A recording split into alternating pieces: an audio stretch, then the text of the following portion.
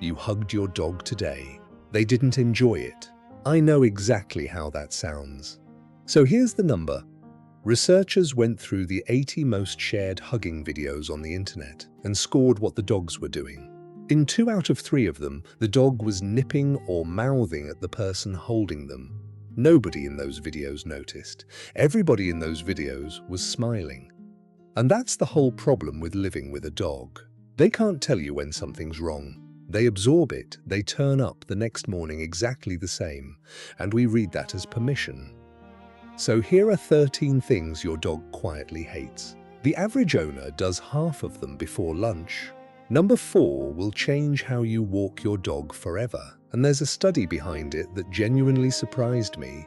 And the last one isn't something you do at all. It's something you don't do, and it's the only one on this list that actually costs them something.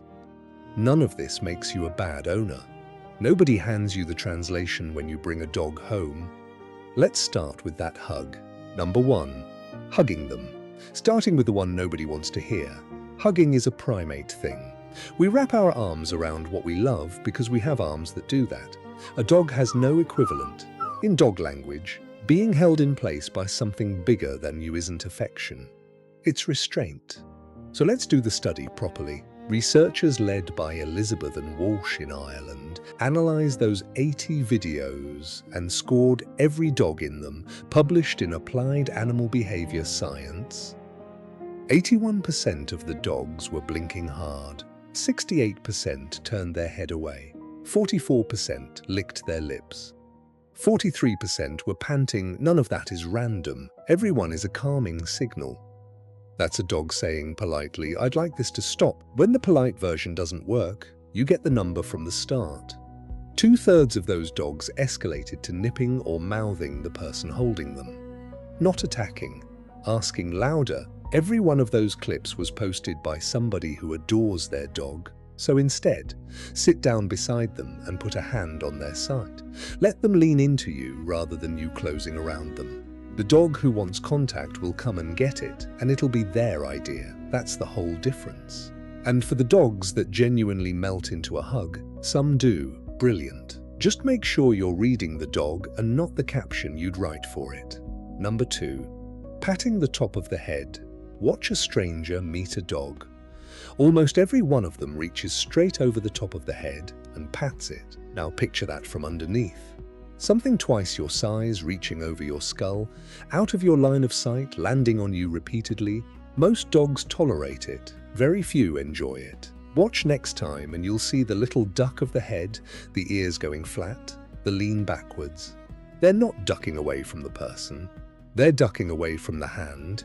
Dogs overwhelmingly prefer the chest, the side of the neck, the shoulder, under the chin. Approached from the front, at their level where they can see it coming. Try the swap tonight. Chest instead of skull. The difference is immediate and slightly embarrassing. Number 3, staring into their eyes. This one has a twist, so stay with it. In dog language, a long, hard stare from a stranger is a threat. It's the last warning before something happens. So when someone crouches down, takes a strange dog's face in their hands and gazes lovingly at it, that dog is getting a completely different message than the one being sent. That's where a lot of bites come from. Not aggressive dogs. Polite dogs, cornered, stared at by somebody they've known 90 seconds. Here's the twist. With their own person, the same act flips completely. Ngosua's team at Azobu University found that when a dog and their owner hold each other's gaze, both brains release oxytocin, the bonding hormone that fires between a mother and a newborn. So a long look isn't good or bad. It depends who's looking. With you, it's a conversation. With a stranger, it's a confrontation. Your dog, stare away. Somebody else's dog, look at their shoulder, turn side on, and let them come to you. Number 4, rushing them past every smell. Here's the one I promised you. You're on the walk. Your dog stops at a patch of grass and reads it like a newspaper. You wait 3 seconds, then the leash goes tight and you say, "Come on." We think the walk is exercise. For your dog, the walk is information. 300 million olfactory receptors against our 6 million, and that grass verge holds who came past, how long ago, what they'd eaten, and what mood they were in. Dragging them off it is like scrolling somebody past a book they were reading. And this got tested. Charlotte Duranton and Alexandra Horowitz published a study in 2019. One group of pet dogs did 2 weeks of nose work, sniffing games and finding hidden food. The other did 2 weeks of heel work. Then they measured optimism, using a standard test where a dog approaches an ambiguous target. An optimistic animal goes to look. A pessimistic one hangs back. The sniffing dogs became measurably more optimistic. The heel work dogs didn't change, let that land. Letting your dog use their nose changed how hopeful they were about the world. So pick one walk a week and make it a sniffing walk. Long leash, no destination, they choose. It'll take twice as long and cover a quarter of the ground, and it'll do more for them than an hour of marching, quick thing. Because number 4 was new to you, that's the whole reason this channel exists. Subscribe to Porthold and you'll stop missing things like that. Right, number 5, and this one's in your bathroom cupboard. Number 5, perfume, diffusers, and scented everything. Stay with that nose, because we just established how good it is. Now think what your house smells like to them. Plug in air freshener, scented candle, fabric conditioner on the bed they sleep in, carpet powder, perfume on the person they love most, applied at head height, twice a day. To you that's pleasant. To a nose built like theirs, it's living inside a nightclub speaker. There's a safety edge too. Concentrated essential oils, tea tree especially, are genuinely toxic to dogs, and diffusers put them in the air and onto the coat, where they get licked off. Worth looking up properly rather than taking my word for it. You don't need a scent-free house. Just give them somewhere neutral, an unscented bed. One room that doesn't smell of anything. And spray yourself before you greet them, not while they're pressed against your knees. Number 6. Dressing them up. Quick one, and I'll be fair about it. A properly fitted coat on a thin-coated dog in real cold is a kindness. A raincoat on a whippet in February is not this list. The costume is. A dog's whole language is their body. Its tail, hackles, the line of the spine, weight forward or back. A costume muffles all of it, takes away normal movement, and does it in a room full of people laughing at them. Watch a dog in one properly. Very often they go completely still. People read that stillness as calm. It usually isn't. A dog who doesn't know what to do frequently does nothing at all. Some genuinely don't mind, and that's fine. The test is simple. Put it on, stand back, don't fuss them. If they move normally, you're fine. If they freeze or creep low or start rubbing it off, take the photo off your camera roll and the costume off the dog. Dogs sleep 12 to 14 hours a day, and not the way we do. They drop into deep sleep faster and they surface slower. So a dog hauled awake by a hand landing on them has a real problem. For a second or two, they don't know where they are or what's touching them, and a startled dog can snap before the thinking part catches up. That isn't a bad dog. That's a dog waking up badly. It matters most in 2 situations. Old dogs whose hearing has gone so there's no warning at all, and children who are exactly the right height to put their face next to a sleeping dog's face. So the house rule is that a sleeping dog gets woken by voice from a few feet back. Say the name, let them lift their head, then touch them. Teach the kids the same thing tonight. It's 1 sentence, and it prevents the most common bite in the home. Right, quick check-in. If you're sitting there totting up how many of these you've done, stop. Every single one of these comes from people who like their dogs. Nobody hugs an animal they're indifferent to. Nobody buys a costume for a dog they don't love. The whole reason this stuff persists is that it's affectionate. That's what makes it invisible. So don't feel bad about the first 7. Just change the next 7. Number 8. Number 8. Teasing them. The fake throw. Holding a treat above their head while they jump for it. Showing them the lead and then sitting back down. Snatching a toy away and laughing. It's a 2-second joke for us, and it's a broken promise for them. Dogs learn by association constantly, whether we're teaching or not. What the fake throw teaches is that your signals sometimes mean nothing. And a dog who can't rely on your signals is a dog who has to check everything twice. You can see it happen. Fake throw a ball 3 or 4 times and watch a dog stop launching off the mark and start hesitating, looking back at your hand instead of where the ball went. That hesitation is the damage. That's trust, being recalculated in real time, so throw the ball, give the treat. If you get the lead out, go outside. It costs you nothing and it buys you a dog who believes you. Number 9. Forcing them to say hello.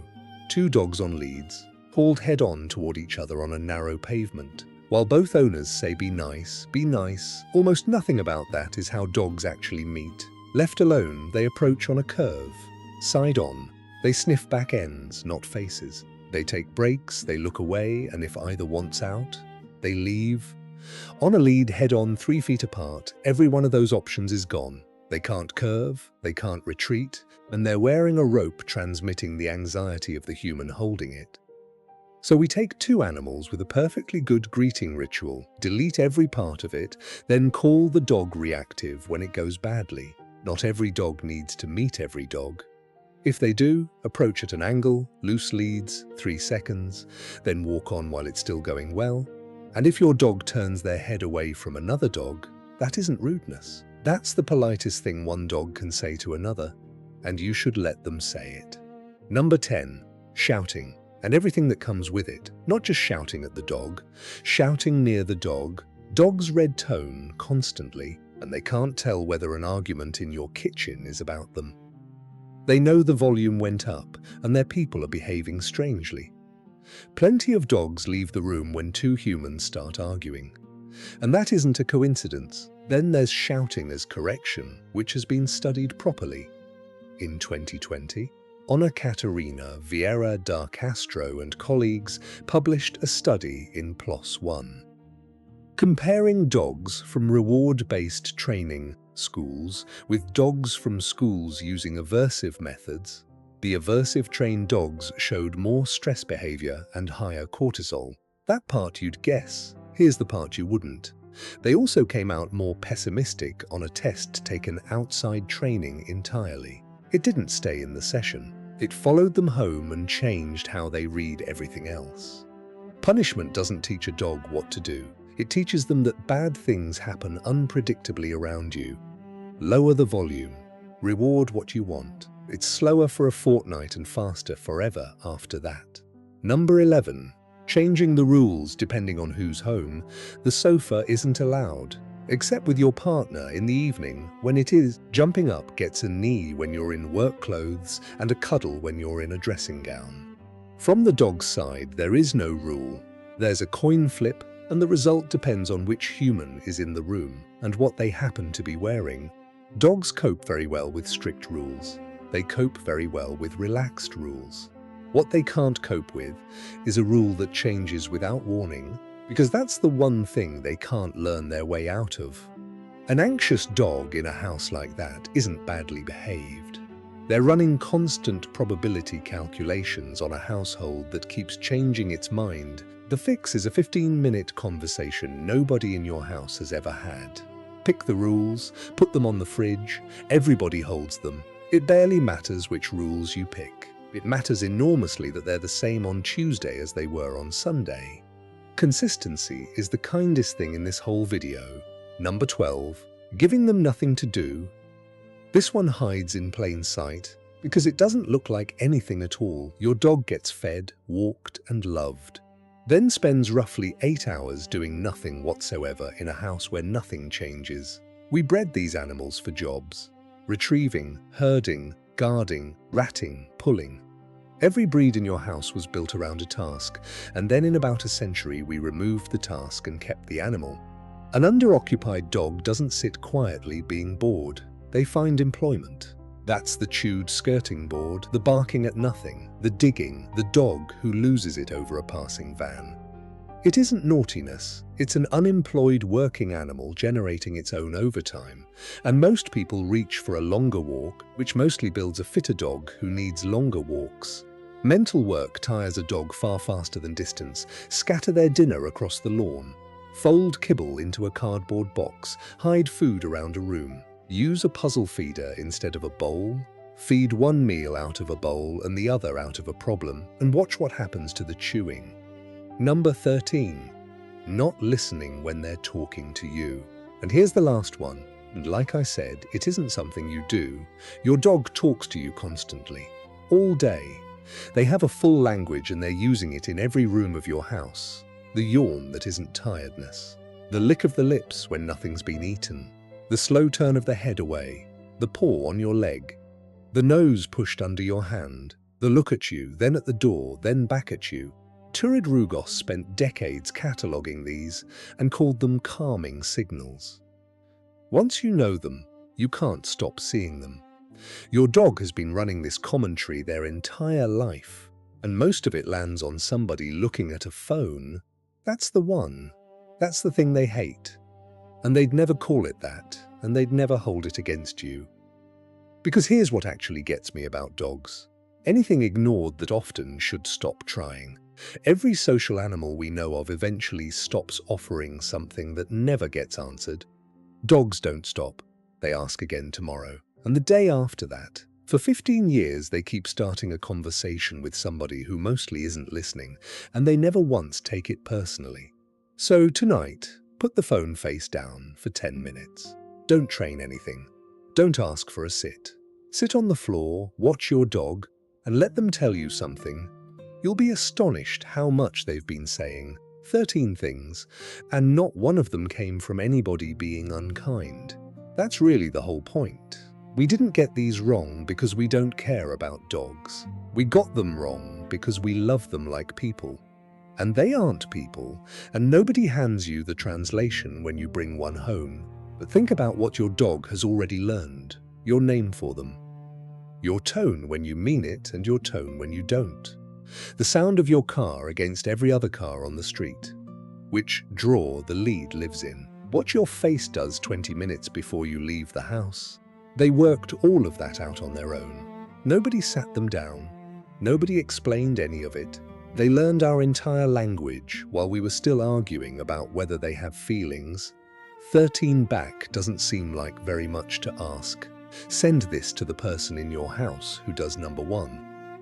You know exactly who they are, and they will absolutely argue with you about it. And tell me in the comments which of the 13 you're guilty of. I'll go first. It's number 4. I have dragged my dog away from a hedge more times than I can defend. I read all of them. Subscribe to Portold, and I'll see you in the next one.